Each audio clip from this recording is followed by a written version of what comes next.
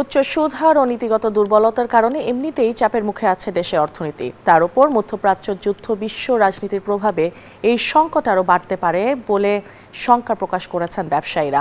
রাজধানীতে ঢাকা চেম্বার আয়োজিত সেমিনারে উদ্যোক্তারা আরও বলেন, পরিস্থিতি মোকাবেলায় মূল্যস্ফীতি নিয়ন্ত্রণ এবং রাজস্ব আয় বাড়াতে হবে সরকারকে। এ সময় পরিকল্পনা প্রতিমন্ত্রী বলেন, বৈশ্বিক সংকট মোকাবেলায় ইতিমধ্যে বিভিন্ন প্রস্তুতি নিতে শুরু করেছে সরকার। দীর্ঘদিন ধরেই অনেকটা স্থবির দেশের বেসরকারি খাতের বিনিয়োগ পরিস্থিতি। উচ্চ সুদহার আর নীতিগত অনিশ্চয়তাই যার বড় বাধা। সেই সঙ্গে সামনে অপেক্ষা করছে এলডিসি উত্তরণ চ্যালেঞ্জ। এমন বাস্তবতায় শিল্প ও বাণিজ্যের স্থবিরতা কাটানোই বর্তমান সরকারের অন্যতম চ্যালেঞ্জ বলে মনে করেন অর্থনীতিবিদরা। সোমবার রাজধানীর মতিঝিলে Dhaka chamber of commerce and ইন্ডাস্ট্রির আয়োজনে দেশের অর্থনীতির বর্তমান চিত্র ও করণীয় বিষয়ক সেমিনারে সংগঠনটির সভাপতি বলেন, চলমান সংকটের মধ্যে বৈশ্বিক রাজনীতি চাপে ফেলবে অর্থনীতিকে। বৈশ্বিক শুল্ক নীতি ব্যবসা ও আন্তর্জাতিক বাণিজ্যে অনিশ্চয়তা তৈরি করেছে। ফলে বিনিয়োগ ও উৎপাদন অস্থিরতা দেখা দিতে পারে এবং অর্থনৈতিক গতি কিছুটা কমে যাওয়ার আশঙ্কা রয়েছে।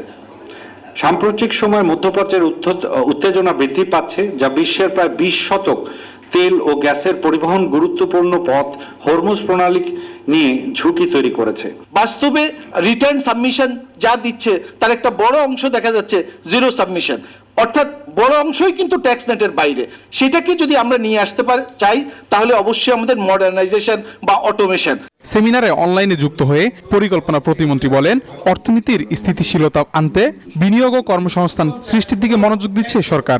একই সঙ্গে বৈশ্বিক সংকট মোকাবিলায় ইতিমধ্যে বিভিন্ন প্রস্তুতিও নেওয়া হয়েছে বলে জানান পরিকল্পনা প্রতিমন্ত্রী। এর মধ্যেই আপনারা জানেন যে আমরা একটা বৈরী আন্তর্জাতিক পরিস্থিতির মধ্যে পড়েছি এবং যুদ্ধ চলছে।